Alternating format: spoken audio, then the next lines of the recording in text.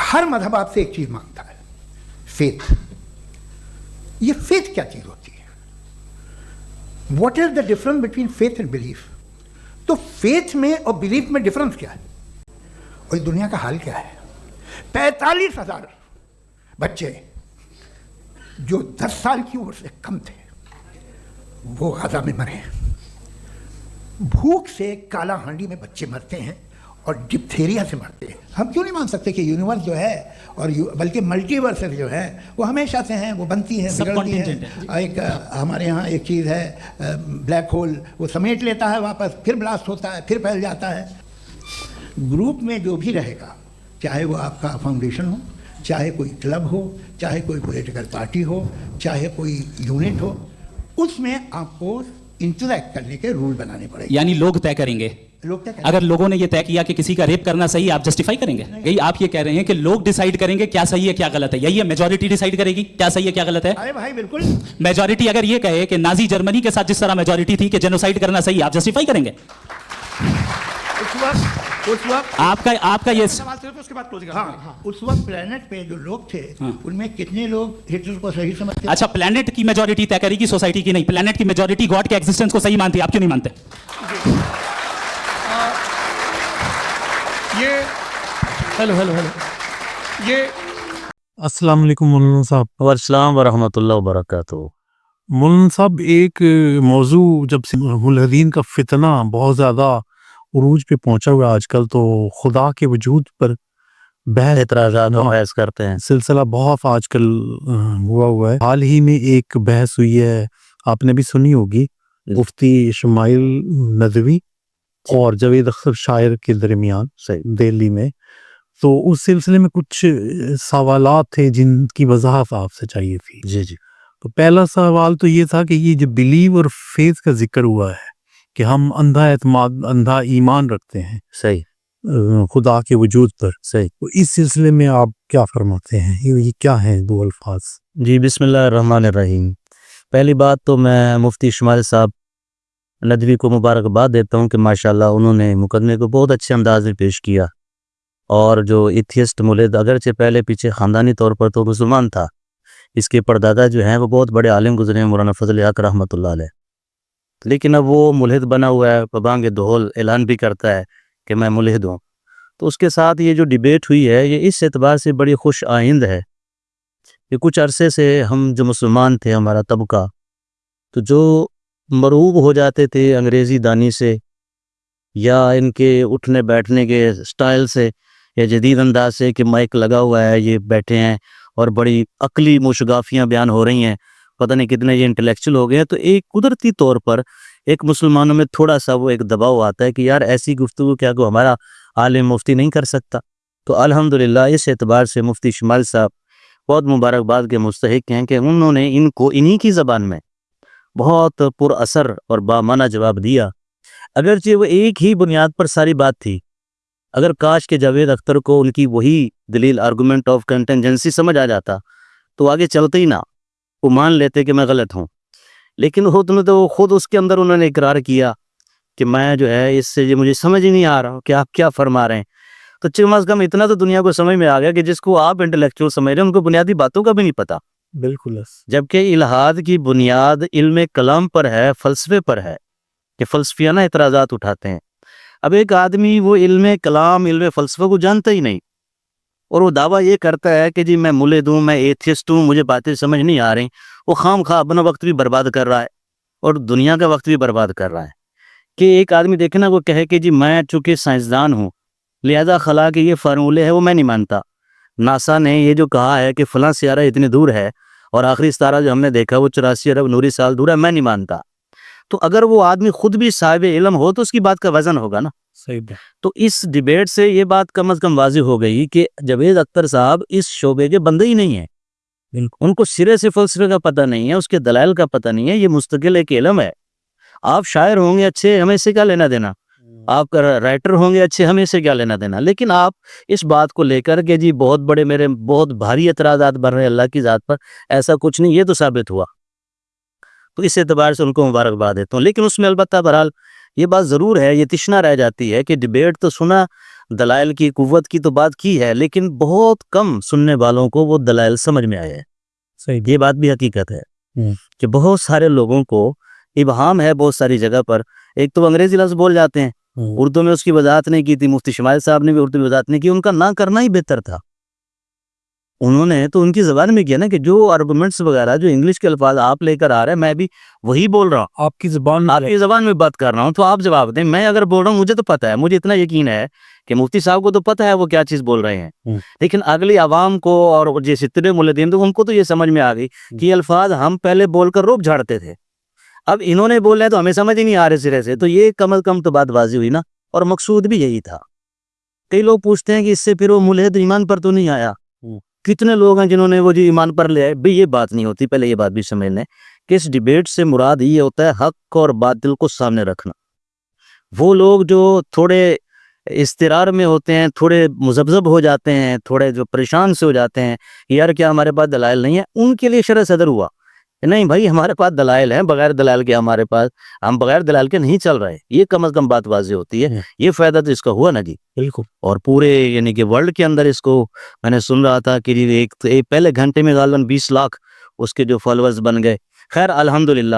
اور اس پر مجھے ایک اور بھی خوشی ہوئی ہے کہ میں سوچ رہا تھا کہ وہ لوگ جو ہمارے نزدیک ملحد تو نہیں ہیں تو مسلمان ہی کہلاتے ہیں، لیکن ان کی ہر پالیسی، ہر بات، ہر تقریر وہ ایک جو ایکسٹریم چلی آ رہی ہے، علماء کا ایک تسلسل چلا آ رہا ہے، علماء حقہ کی جو ایک خاص عقائد اور اعمال چلے آ رہے ہیں، ہمیشہ اس کے خلاف الٹا چلتے ہیں.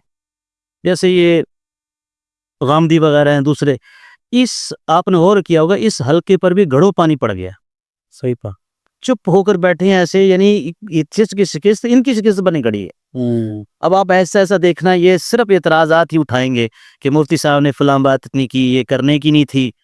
میں نے خود جاوید گاندھی کا ایک وہ ہے کون ہے اسے سنا ہے، یعنی اس کی بات کا خلاصہ یہ تھا کہ جو کچھ مفتی شمائل نے کیا نعوذ باللہ غلط کیا.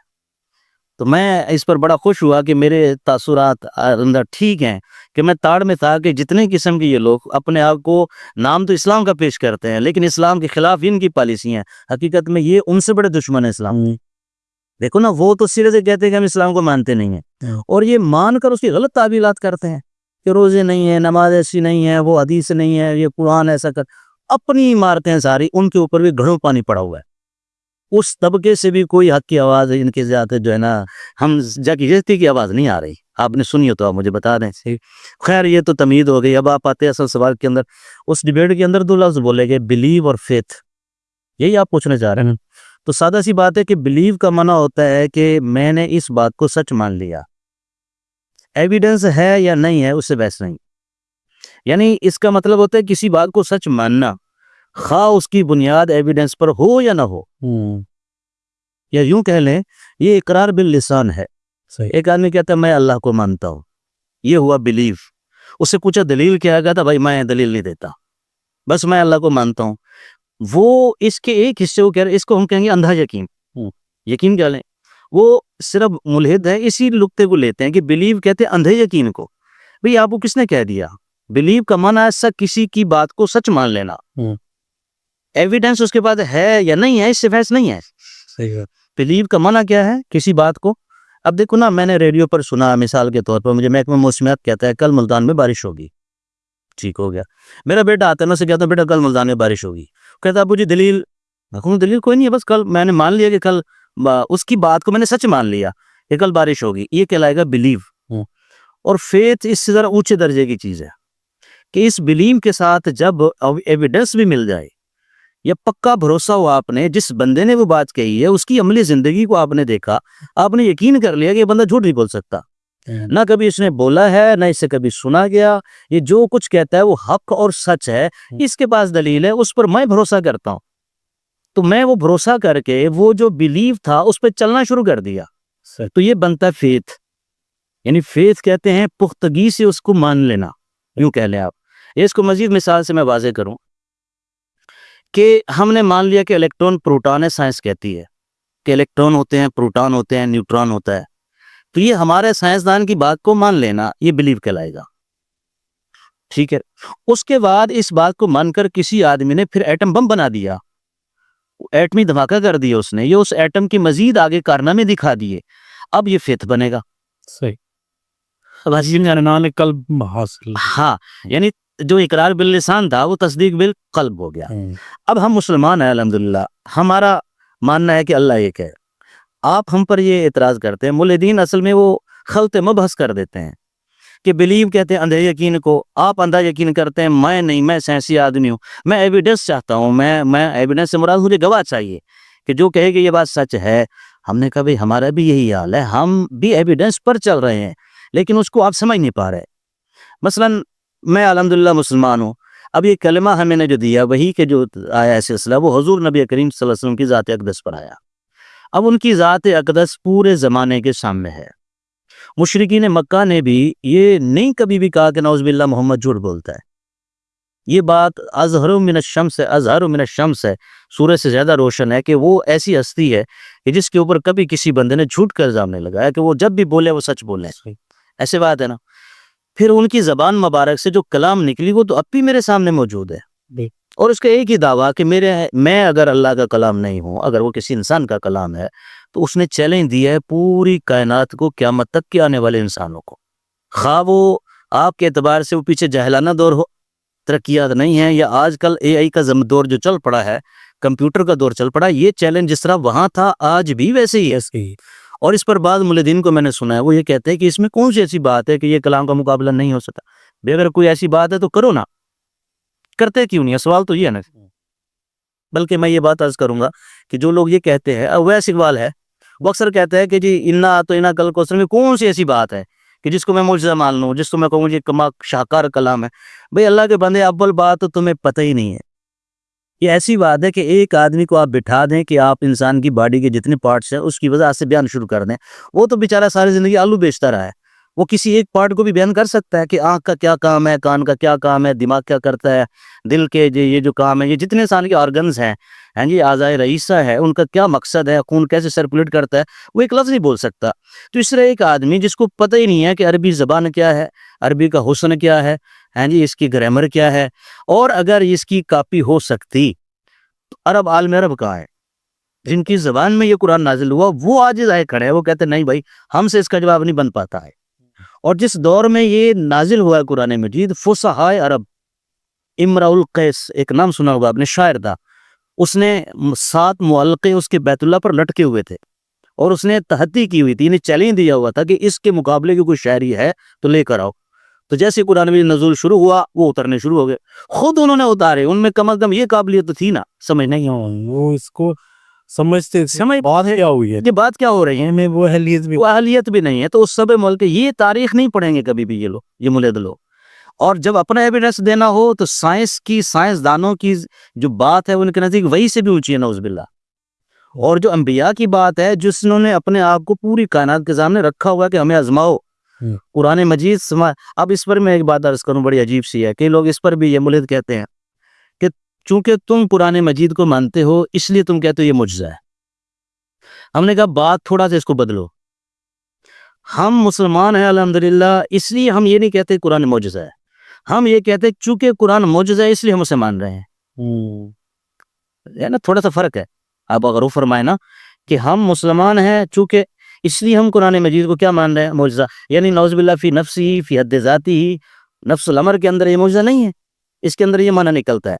اور جو میں عرض کر رہا ہوں کہ چونکہ قرآن مجید معجزہ ہے اس لیے ہم اسے مانتے ہیں، یہ اس کا مطلب یہ ہے کہ کوئی بندہ یہ ثابت نہیں کر سکتا یہ معجزہ نہیں ہے. یہ معجزہ ہے تو ہم اسے مانتے ہیں. ایویڈنس اور کسے کہیں گے آپ؟ صحیح بات. ایویڈنس ایویڈنس یہ مانتے ہیں کہ سائنس یوں کہے، اس پر بھی یہ بات نہیں کرتے کہ سائنس کی کچھ لیمٹس ہیں یا نہیں ہیں. بھائی سائنس سے آپ مجھے بتائیں، سائنسدان سے میں پوچھتا ہوں کہ بچے کو باپ کی بات ماننی چاہیے یا نہیں ماننی چاہیے، سائنس مجھے بتائے گی. سائنس کا موضوع نہیں ہے، وہ اس کا موضوع نہیں ہے. سائنس یہ تو کہتی ہے جی آج سے 3 بلین سال پہلے بگ بینگ ہوا تھا، ٹھیک ہے، لیکن یہ سائنس کبھی کہتی ہے کہ کیوں ہوا تھا، میں یہ بھی بتاتی ہوں. وہ کہتے کیوں نہ ہم سے پوچھے، یہ پوچھے یہ ہو کیا رہا ہے. تو اس لیے ان لوگوں نے سائنس کو خدا بنا لیا. اسی میں جاوید اختر نے ایک بات کی تھی، میں اس کو بھی کرتا ہوں واضح، کہ اس نے کہا تھا کہ آپ کہتے ہیں خدا ہمیشہ سے ہے، کہتے آپ اس کائنات کو ہمیشہ سے مان لیں، تو گویا کہ فی نفسی ہی آپ نے ہمیشہ کی تو مان لی نا، مان لی. اب ہم نے صرف یہ ثابت کرنا ہے کہ کائنات ہمیشہ نہیں ہو سکتی، خدا ہمیشہ سے ہو سکتا ہے. اس پر بھی بات وہی بات ہے کہ وہ تو اس کے بے شمار پہلو نکلتے تھے، اتنا وقت بھی نہیں تھا تو ان کا اس طرف ذہن بھی نہیں گیا. تو انشاءاللہ ہم جیسے بھی تھوڑے بہت ہے ٹوٹے پھوٹے علم والے کہ ہم اس باتوں کو واضح کر دیں گے. تو آپ کو بلیو اور فیتھ میں کوئی فرق سمجھ میں آیا؟ جی بالکل.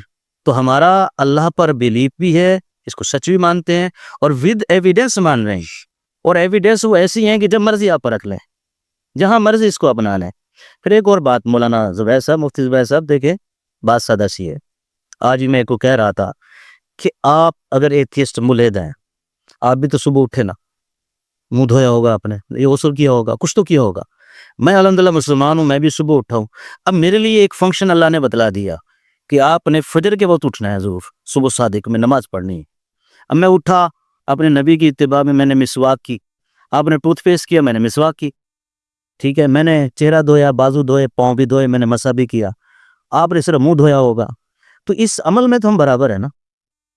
تو آپ کی زندگی آپ کو یہ کہہ رہی ہے کہ یہ کرو، مجھے بنا بنایا پروگرام مل رہا ہے. تو ہم دونوں میں کیا فرق ہوا؟ میرے اندر بلیف بھی ہے، فیتھ بھی ہے. آپ میں کچھ بھی نہیں، آپ تب بھی یہی کر رہے ہیں. اچھا اب آپ میں کہتا ہوں آپ بزنس کرتے ہیں، آپ اپنے پورے ملازمین سے چاہیں گے کہ ہر بندہ میرے ساتھ ایمانداری کرے، اور ادھر مجھے میرا دین کہہ رہا ہے کہ جہاں تو کام کرنے جا رہا ہے تو وہاں تو ایمانداری کرنی ہے. تو میں تو تیرے موافق ہی کھڑا ہوں نا، تیرے مخالف کب ہوا؟ اور اگر تیری بات ایک وقت کے لیے مان لی جائے کہ میں بس ایسی کیف متفق پیدا ہو گیا ہوں، مرنے کے بعد کچھ بھی نہیں ہوگا، تو میری یہ جو زندگی گزر رہی ہے چاہے جیسی بھی ہے، تیرے نزدیک یہ صحیح نہیں ہے نعوذ باللہ، اور میرے نزدیک تیری زندگی صحیح نہیں ہے، تو بھی مر کے ختم، میں بھی مر کے ختم، فرق تو کوئی نہ پڑا نا. تو ان لوگوں کو ایسی زندگی گزارنے دو. کیوں آگے یہ کہتے ہو مذہب والے نعوذ باللہ غلط ہے؟ میری بات کی گہرائی میں پہنچے آپ؟ صحیح صحیح. کہ آپ کیوں، آپ کے ہاں تو اس کا پرچار بننا ہی نہیں چاہیے، آپ کو ویڈیوز بنانی ہی نہیں چاہیے. جو مرضی جیسے مرضی ہوتا رہے. تم یہ کیوں کہتے ہو کہ یہ ایتھیزم ہونا چاہیے، الہاد ہونا چاہیے؟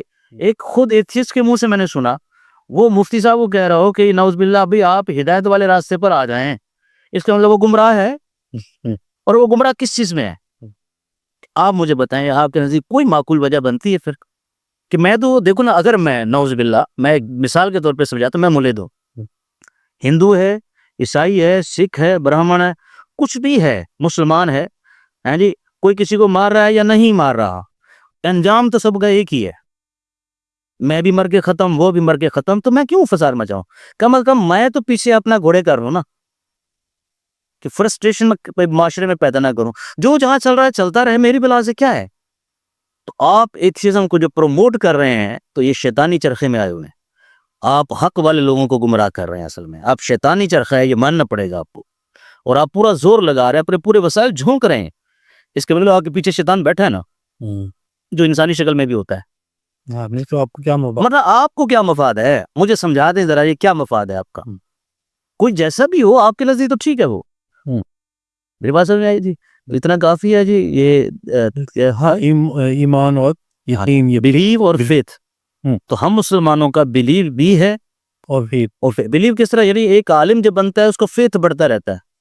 اور عام سادہ مسلمان جو دیہات میں بیٹھا ہے، ہل چلا رہا ہے یا کوئی نوکری کر رہا ہے، وہ مولوی جی فجر کی کتنے رکعت ہیں؟ بھائی 2 سنتیں پڑھنی ہیں، 2 فرض پڑھنے. اس نے میرے اوپر بلیو کیا، میری بات کو سچ مانا، وہ یہ سمجھ کر کہ میرے پاس ایویڈنس ہے. تو بغیر ایویڈنس تو وہ بھی نہ ہوا. جب وہ مانگے گا میں دے دوں گا، یہ لو بھائی یہ اس کا ایویڈنس ہے. تو بلیو کا معنی اندھی تقلید نہیں ہے. اللہ پاک خود جگہ جگہ فرما رہے ہیں، افلا تتفکروا لعلہم یتفکرون، کہ کاش یہ غور کرتے، کاش یہ غور کرتے. تو فاعتبروا یا اولی الابصار، اللہ فرماتے ہیں اے عقل والو دیکھو، عقل دوڑاؤ، قیاس کرو. یہاں کہ انہوں نے میری بات نہیں مانی، انہوں نے ظلم و ستم کیا تو میں نے ان کو برباد کر کے رکھ دیا. تم بھی اگر ایسے کرو گے، ان جیسی حرکتیں کرو گے، تمہارے ساتھ بھی یہی ہوگا. اللہ تعالیٰ تو جگہ جگہ ہماری عقل کو جھنجھوڑ رہے ہیں، دعوت دے رہے ہیں، بھائی غور و فکر کرو. اور آپ ہے عجیب ہمارے اوپر یعنی الزام لگا رہے ہیں کہ یار تم تو سوچتے نہیں ہو، بغیر اندھی تقلید کر رہے، کوئی مانتے نہیں.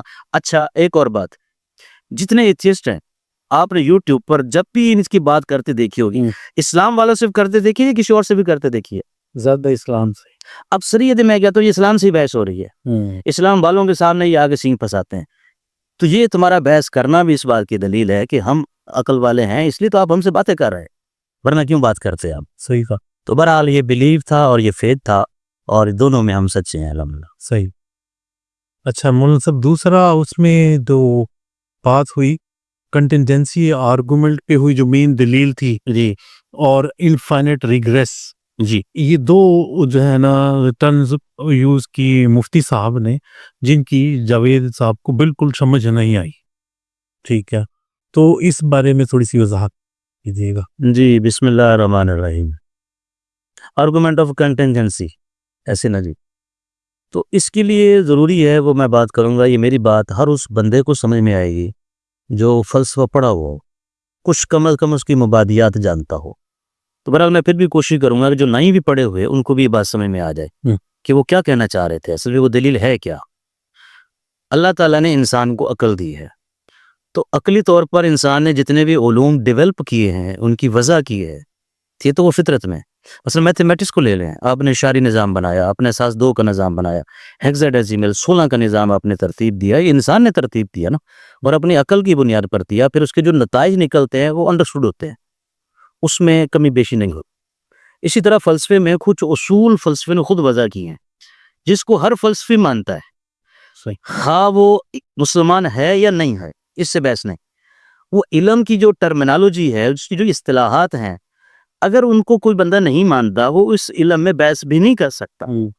यानी ये बहस शायर के लिए नहीं बनती थी, नहीं, ये खुदा के वजूद की बहस ही फलसफियाना है। फलसफियाना बहस है असल में। क्रिया उस जगह पे बहस शुरू होगा। हाँ, ये गलत बंदे से बहस यूं कह रहा हूं कि जिस बंदे का ये शोभा ही नहीं, शोभा ही नहीं। आप उसको ये दलील पेश कर रहे हैं, उसको तो समझ में कुछ नहीं आना भाई क्या हुआ। मेरे पहले ये तबीर मैं समझा सका आपको बिल्कुल बिल्कुल। कि जिस बंदे ने इल्म फ़लसफ़ा पढ़ा हो, उसमें कुछ मुश्तरकात होती हैं, कुछ चीज़ें मानी हुई होती हैं कि ये बात तय है। वो तय के बाद फिर वो बंदा बहस करता है, तो फिर पता चलता है कि जी किसका आर्गुमेंट मजबूत है। ठीक हो गई बात। अब उसमें यानी ये ज़रूरी नहीं है कि वो मुसलमान हो या ना हो, फ़लसफ़ा तो कम अज़ कम पढ़ा हुआ हो ना। सही है। अब देखो ना, मैं आपको सादा मिसाल देता हूँ कि एक आदमी मैथमेटिक्स में हमने किसी फ़लसफ़े पर बहस करनी है, किसी मसले पर बहस करनी है, और उसको मसला फ़ीसा गौरस के एतबार से ये पता ही ना हो कि sine theta, cos theta, tangent theta क्या है। क्या है? सही। मैं उससे क्या बहस करूंगा, मैं उससे क्या कहूंगा, मैं कहूँ जाओ भैया पहले रियाजी पढ़ो। मैं उसको जब कहूंगा कि 16 की जजर 4 होती है, वो कहेगा साबित करो। मैं कहूँगा वो तो साबित हो चुकी, मैंने तो अब आगे बात करनी है ना। बात सही। तो इसी तरह ये सूरत हाल थी कि जिस बंदे के सामने ये दलील रखी गई, वो बंदा फ़लसफ़े का है ही नहीं। ठीक है, और फ़लसफ़े की जो ये शाख है वो लोग पढ़ते नहीं है। ये बिल्कुल ऐसी है जैसे कंप्यूटर, सारे जानते हैं ये कंप्यूटर होता है, प्रोग्रामर तो कम होते हैं ना। बिल्कुल। इसके ऑपरेटर तो बहुत मिलेंगे आपको, हर बंदा जगह जगह आप कहेंगे जी ऑपरेटर, लेकिन प्रोग्रामर वो कम होते हैं। इसी तरह ये इल्म फ़लसफ़े का मसला था, और इल्म फ़लसफ़ा जो जानता है उसको फ़ौरन समझ में आ जाएगा, वो आगे बहस करते ही ना। बिल्कुल। अब हम आते हैं असल मुद्दे की तरफ। हमारे यहाँ फ़लसफ़े में एक लफ्ज़ बोला जाता है मुमकिनुल वजूद, और एक लफ्ज़ बोला जाता है वाजिबुल वजूद। 2 लफ्ज़ हैं, यानी वजूद 2 किस्म के होंगे, एक मुमकिनुल वजूद और एक वाजिबुल वजूद। 2 तो चीज़ें ये हो गई, और 2 चीज़ें होती हैं दौर और तसलसल। 2 लफ्ज़ हैं दौर और तसलसल। अब ये बात भी तय है फ़लसफ़े में कि मुमकिन का वजूद वाजिब से होता है। ठीक हो गया, ये तय है बात, मैं अकली तौर पर भी इसको समझाऊंगा। और दूसरा ये भी तय है कि दौर भी बातिल है, यानी गलत है, दौर भी नहीं हो सकता, तसलसल भी बातिल है, वो भी नहीं हो सकता। ये वो चीज़ें हैं जो तयशुदा है। अब हम समझेंगे कि मुमकिन वजूद क्या है। ये मुमकिन वजूद वही है जो इसी आर्गुमेंट ऑफ कंटिजेंसी के बारे में लिखा जा रहा है कि तसलसल, कि एक चीज़ का सबब ये है, इसका सबब ये है, इसका सबब ये है, पीछे चलते जाए तो 2 सूरतें बनेंगी, या तो ये सिलसिला औद करेगा या ये ला इलाहा निहाया जाएगा, दोनों ही गलत है। ठीक है, अब किस तरह कि मसलन ये अलिफ इसका मदार है बा के ऊपर, यानी को ए ये मौकूफ है बी पर, और बी मौकूफ है सी पर, और सी मौकूफ है फिर ए पर, इसको कहेंगे दौर हो गया, ये नामुमकिन है। सर्कल हो गया, ये सर्कल हो गया, नामुमकिन है। यानी इसका बनना मौकूफ था बी पर, यानी ये तब बनेगा जब बी बनी खड़ी हो, और बी को बनाया किसने, सी ने, और सी को बनाया ए ने। ये पॉसिबल है, अकल इसको मानती नहीं है, वो कहेगी, अकल खुद ही फैसला करते हैं, आप भी फैसला करते, इट इज इम्पॉसिबल, नामुमकिन है। हो गया फैसला इसका, एक दायरे में घूम रहा है। एक दायरे में घूम रहा है, दौर नाम बातिल हो गया, इसको हम कहते हैं दौर बातिल। हर फलसफी मानेगा جو بھی عقل والا ہوگا. اب آ جاتے ہیں انفینٹ کی طرف کہ اس کا وجود اس کے اوپر منحصر تھا, اس کا اس پر, اس کا اس پر, اس کا اس پر. اب یہ سلسلہ دور تو ہو نہیں سکتا, تو کیا صورت بنی کہ یہ سلسلہ چلا لا الہ نہایا پیچھے انفائنٹ. اس کا نتیجہ یہ تھا کہ پھر یہ ہو ہی نہ سکے, پھر یہ ہو ہی نہیں سکے. جبکہ یہ ہو چکا, اب ہمارے سامنے جان آ چکا ہے, مثال موجود ہے کہ یہ موجود ہے. ہاں, تو اس کا مطلب کئی ماننا پڑے گا کہ یہ ایک وجود ایسا تھا جو اس سارے سلسلے کے باہر ہے, اور اسی کو ہم کیا کہتے ہیں, واجب الوجود. اور سائنس بھی اسی پر پہنچی ہے جسے ہم کہتے ہیں نیسیسری بینگ. آپ اگر یہ پڑھ لیں نا بگ بینگ تھیوری کا نظریہ, اس میں سائنس مانتی ہے کہ پیچھے نیسیسری بینگ ہے. صحیح. اور اس کو سادہ الفاظ, صرف وہ نام جو ہے نا, نام بس یہی بات ہے کہ وہ خوبصورت سے نام ہیں, انگریزی ہیں, اور پتہ نہیں کیا ہے. خلاصہ یہی ہے جس کو ہم کہتے آ رہے ہیں علماء حضرات, کہ ایک ہوتا ہے ممکن الوجود اور ایک ہوتا ہے واجب الوجود. ممکن کا وجود واجب کے بغیر ناممکن ہے. تو جب ہم یہاں سے نتائج نکالتے ہیں, پھر اسی نتیجے کے بنا پر ہم کہتے ہیں کہ یہ جو واجب الوجود ہے, یہ جسم نہیں ہوگا, یہ زمانے میں نہیں ہوگا, یہ بود میں نہیں ہوگا, یہ سسٹم سے باہر, یہ سسٹم سے باہر ہے. اس کو ہم اسی کو کہہ لیتے ہیں کہ یہ فزکس کا مسئلہ نہیں ہے, یہ میٹا فزکس ہے. اس کو یہ طبعیات نہیں ہے, یہ ما بعد الطبعیات. اب جس بندے نے فلسفہ پڑھا ہے وہ تو فوراً سمجھ لے گا بھئی کیا بحث کیا ہو رہی ہے. یہ ہے آرگومنٹ آف کنٹینجنسی. آج کے اس کو تھوڑی سی مزید میں وضاحت کرتا ہوں کہ یہ ہم جتنا بھی سارا دیکھتے ہیں نا, اس کو ہم ممکن الوجود کیوں مانتے ہیں. ایک آدمی کہہ سکتا ہے اسی کو واجب مان لو, اس کو ہم ممکن الوجود کیوں کہتے ہیں. اس کی وجہ ہے کہ ہم پورے زمانے کو دیکھ رہے ہیں, اس میں تغیرات ہیں. تغیر کا معنی ایک حالت سے دوسری حالت تبدیل ہو رہی ہے. میں پہلے بچہ تھا, میرا رنگ و روپ کچھ اور تھا. اب میں 50 کو چھوڑ گیا تو میرا رنگ و روپ کچھ اور ہو گیا. اب بیج کو دیکھتے ہیں, وہ کچھ ہوتا ہے, اس کی کونپلیں نکلتی ہیں, وہ کچھ ہوتا ہے, پھر تنا نکلتا ہے, کچھ ہوتا ہے. یہ عالم کو تغیرات ہے نا. بالکل. جس چیز کو تغیر ہو ہم کہتے ہیں یہ حادث ہے, یہ حادثہ ختم ہونے والی نہیں. حادث کا معنی ہوتا ہے نو پیدا شدہ, یعنی پہلے نہیں تھی اب ہے. اور ہر چیز جو نو پیدا شدہ ہے وہ ممکن الوجود تو ہو سکتی ہے, وہ واجب الوجود نہیں ہو سکتی. یہ یعنی ہم نے عالم مشاہدے سے دلیلیں نکالی ہیں, اور اس کو منطق کی زبان میں یوں کہتے ہیں العالم متغیر, کہ یہ جہان تبدیل ہوتا ہے. وہ کل متغیر حادث, اور ہر چیز جو تبدیل ہو وہ حادث ہوتی ہے. یہ مقدمات بدیہی ہیں, اس کو ہر فلسفی مانتا ہے. صحیح. اس کے بعد اس کا نتیجہ نکلتا ہے کہ فل عالم حادث, تو لہذا معلوم ہوا یہ عالم حادث ہے. جب ثابت ہو گیا کہ یہ ممکن الوجود ہے, اب ہمیں واجب الوجود کی چاہت ہے. صحیح. اب وہ ہمیں چاہیے. تو لہذا عقل فیصلہ کرتی ہے کہ ہر حال میں واجب تعالیٰ موجود ہیں. اس کو ہم اللہ تعالیٰ کہتے ہیں. یہ سائنس نے کہا کہ نیسیسری بینگ ضروری ہے. اتنا سی بات ہے. صحیح. اب بتاؤ یہ ریکمنڈ اس کو اندر کو سمجھ آتا ہے. ہیر پھر سے سائنس بھی مانتی, سائنس بھی مانتی ہے. الفاظ کی ہیرا آپ نکال کر دیکھ لیں. آپ چیٹ جی پی ٹی سے پوچھیں کہ بگ بینگ کیسے ہوا, یہ تھیوری کیا ہے, وہ کہے گی کہ ہر کاز کا, ہر چیز کا سبب ہوتا ہے, پھر سبب کا پیچھے سبب ہوتا ہے. وہ جا کے رکتا ہے ان کے نزدیک بگ بینگ تھیوری پر. وہاں وہ لکھی ہوئی ہے یہ بات کہ یہ سائنس مانتی ہے کہ یہاں نیسیسری بینگ ضروری ہے, اور اس کا مطلب بھی یہی ہے کہ واجب الوجود ضروری ہے. صحیح. کیوں سائنس عقل کا نام ہے نا. میں نے کہا دو ہی چیزیں بنتی تھیں, دور یا تسلسل. دور بھی باطل, تسلسل بھی باطل. اس سے ہم نے یہ نتیجہ اخذ کیا ہے. تو ہم آپ کیسے کہہ سکتے ہیں کہ یہ عالم اللہ نے ہمارے سامنے رکھا اس لیے کہ ادھر تمہیں میں نے آلہ دیا عقل, ادھر یہ جہان تمہارے سامنے کھڑا کر دیا. یہ میری آیات بجینات ہے, اللہ خود فرما رہے ہیں. یہ عالم کو ہم کہتے ہیں نا, پہلی بات عالم کو عالم کیوں کہتے ہیں. اردو میں جہان, عالم کا معنی ہی وہ ہوتا ہے کہ یہ علامت ہے کسی کے وجود پر. تو یہ عالم خود علامت ہے کہ اس کا بنانے والا کوئی ہے. پھر اس کے اندر ہماری عقل ناقص ہے. اب یہاں یہ ضابطہ چلے گا کہ ہم مخلوق ہیں, اور پھر ہمارے حواس محدود ہیں. ہمارے پاس تو 5 حصے ہیں صرف. ایسی ہے دیکھنا, سننا, سونگنا, چکھنا اور محسوس کرنا. حواس خمسہ. اس سے باہر ہم کچھ چیز ڈیفائن نہ کر سکتے ہیں, نہ سوچ سکتے ہیں, نہ چل سکتے ہیں. بات سمجھ میں آئی. اور اس پر ہم نے ایک ویڈیو بنائی تھی, یاد ہوگا آپ کو, کہ اللہ تعالیٰ نے کریے اس کائنات کو بنایا کیسے ہے, اس کائنات کو بنایا کیسے, بڑی تفصیل سے. جی. تو وہ کوئی ساتھی چاہے تو وہ ہماری ہوگی, دیکھ لیں. ٹھیک. اچھا مولانا صاحب, جو چیزیں وہ تراز انہوں نے, یہ تو واضح ہو گیا کہ کنٹینجنسی آرگومنٹ اور انفائنٹ ریگریس کیا چیز ہے, واضح کر دیا. ٹھیک ہے، تو کہ یہ ممکن نہیں ہے انفینٹ ممکن نہیں، عقلاً ممکن نہیں. جو اللہ ہمارے پاس ٹول ہے نا، ہاں وہ ٹول مانتا ہے کہ یہ نہیں ہو سکتا، ہاں بالکل جی.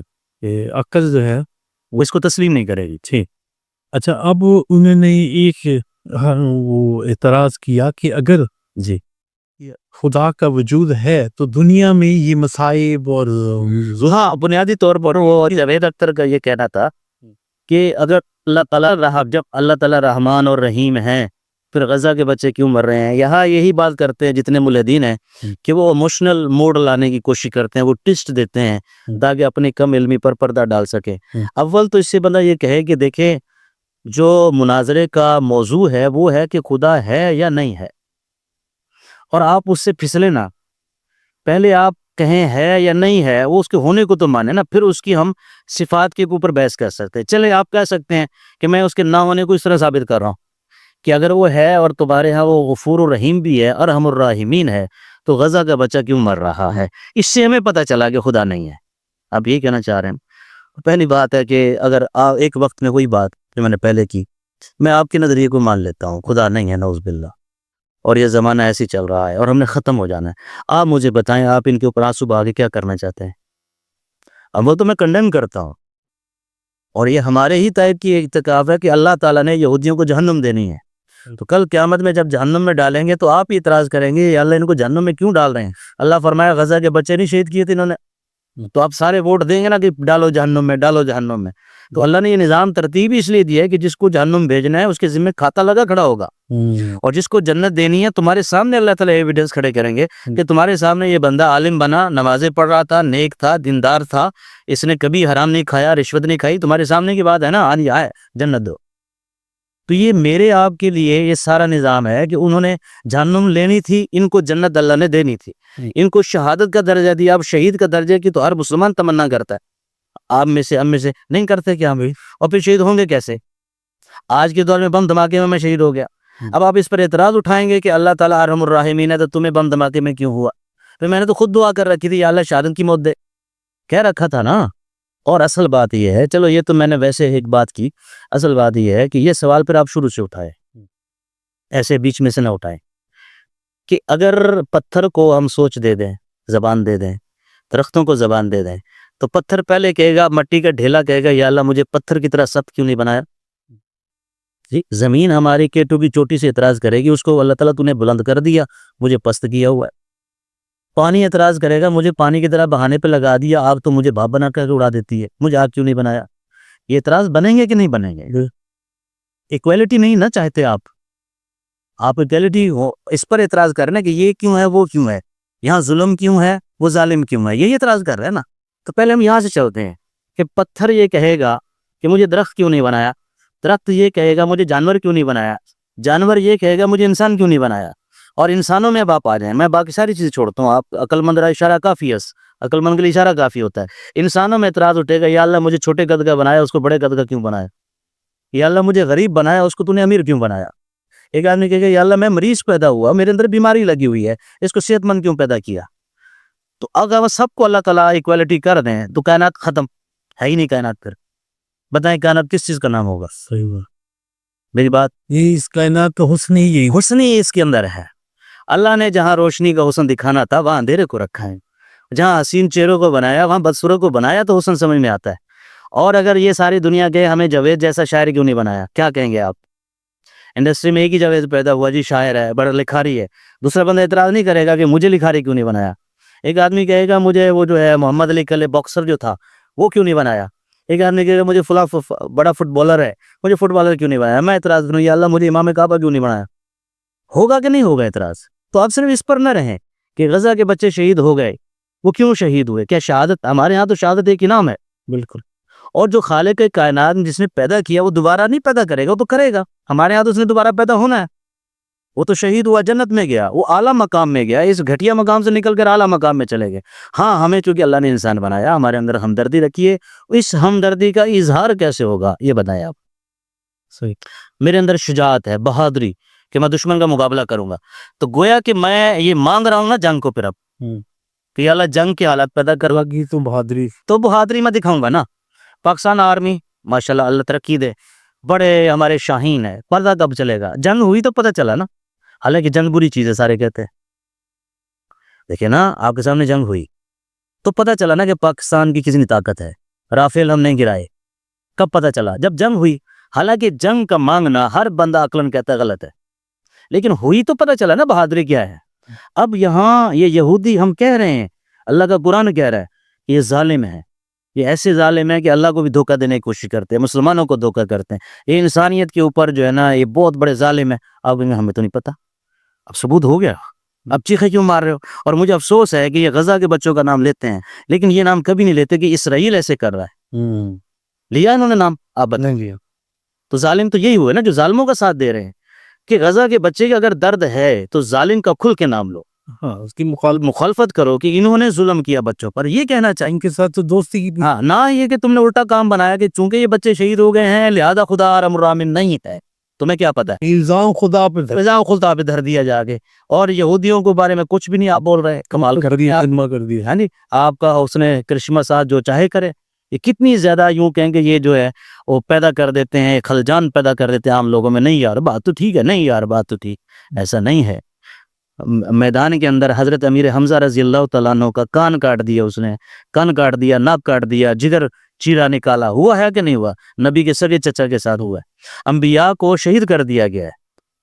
ایسے وہ نا بادشاہ کا آتا ہے نا کہ ایک عورت ایمان لائی, اس کے سامنے اس کے بچوں کو اس نے تیل کا کڑھا جلا اس کے اندر ڈال دیا. تو یہ ظلم نہیں تھا؟ یہ بھی ظلم تھا. ہمیں یہ نہیں کہتے ظلم نہیں ہے, لیکن اس کی بنا پر یہ کہنا کہ اللہ ارحم الراحمین نہیں ہے, یہ نتیجہ غلط ہے. کیوں؟ اللہ کے یہاں یہی زندگی تھوڑی ہے. وہ جیسے ہی شہید ہوا جنت میں گیا. اب آپ مجھے بتائیں گا اگر میرے لیے یہ جنت ہو کہ تو اس کڑھائی میں چھلانگ لگا جنت دوں گا, میں تو لگا دوں گا. اور اسی لیے تو اللہ نے ابراہیم علیہ السلام کا قصہ نہیں لکھا, ورنہ آپ تو اس کو بھی کہیں گے یہ ظلم ہے کہ اپنا بچہ ہے, چھوٹا بچہ ہے, گردن پہ چھری چل رہی ہے, آپ اس کا کیا فلسفہ نکالیں گے؟ اللہ کو ظالم بنا دیں گے؟ نہیں, اللہ نے دکھایا عملاً نہ, قربانی مانگتا ہوں لیتا نہیں. صحیح, گلے پہ چھری چلائی, جنت سے مینڈا آ گیا. یہ تسلی دینے کے لیے ہے کہ اللہ کے نام پر جو کچھ بھی آپ قربان کریں, ہمارے پاس ہے کیا؟ مال ہے, قربان کرو. جان ہے, قربان کرو. تو قربان کرنا کیا ہوتا ہے؟ یہی تو ہوتا ہے. اور کیا ہوتا ہے کہ ہمارے بچے شہید ہو جائیں گے لیکن ہم کل میں سے پیچھے نہیں ہٹیں گے. بالکل. تو لہٰذا میرے نزدیک یہ ظلم ہے تو ظلم. اللہ نے دکھایا کہ جب ان کو میں جہنم بھیجوں گا تو یہ ظلم تم تازہ کر لینا, تم کچھ بھی اعتراض نہیں کر سکو بھی جہنم میں کیوں بھیجا جا رہا ہے. اس نتائج پر غور رکھے نا. اور اگر آپ کی اولاد کو ہم لے لیں تو یہ ظلم ہے ہی نہیں. ساری دنیا جا رہی ہے آپ کے نزدیک, فطرت کھینچ رہی ہے, کبھی آندیاں آ رہی ہیں, کبھی طوفان آ رہے ہیں, کبھی کچھ ہو رہا ہے. اچھا, اس سے مجھے ایک اور بات یاد آ گئی. اس نے کہا تھا یہ آندیاں آ جاتی ہیں, ہوائیں چلتی ہیں, اگر اللہ ہوتا تو یہ پھر ساری سونامی آ گیا, 6 لاکھ بندے مر گئے. یہ کیا ہے؟ یہ اعتراض کرتے ملت ایک انسانیت پر خیر اور شر. اصل میں یہ بحث ہے خیر اور شر کا کہ یہ دونوں چیزیں کیا ہے. آگ جلاتی ہے, مانتے ہیں نا؟ میں مانتا ہوں, لیکن یہی آگ ہماری زندگی بھی تو چلاتی ہے. بالکل. تو معلوم ہوا اپنی ذات کے اعتبار سے نہ خیر ہے نہ شر ہے. اگر ہوائیں چلتی ہیں تو پہلے بادبانی کشتیاں چلتی تھی, اب ہم اس الیکٹریسٹی بھی بناتے ہیں, اور بے شمار کام ہے. ہوائیں نہ چلے تو ہمارا سارا نظام درم برم ہو جائے نا. وہی ہوا تھوڑی تیز چل گئی ہم چیخیں مارنے لگ جاتے ہیں. پانی ہمیں ضرورت ہے, پوری دنیا کی تجارت پانی پر کھڑی ہے. یہ بحری جہازوں سے, اگرچہ ہوائی جہاز ڈالے ہیں لیکن وہ بہت مہنگی پڑتے ہیں. تو اس سمندر اللہ نے ہمارے بنائے, اللہ نے احسان جتلایا کہ تم اس میں کشتیاں چلاتے ہو. ہماری تجارت ریڑھ کی ہڈی کھڑی ہے اس پر, تجارت کی ایسے کھڑی ہے. تو یہ اس کا ملحدین کا اگر یہ اعتراض مان لینا کہ ایسا کیوں ہوا, پورا نظام زندگی لپٹ کر رہ جائے کچھ بھی نہ ہو کر. صحیح. تو اللہ نے یہ پورا ایک نظام بنایا. ہاں, ہمیں مکلف بنا دیا, ذمہ دار بنا دیا. مرنا تم سب نے ہے. آپ اگر آگ میں نہیں جل کر مرے, دشمن کے سامنے آپ کو تیر نہیں لگا, آپ شہید نہیں ہوئے, بستر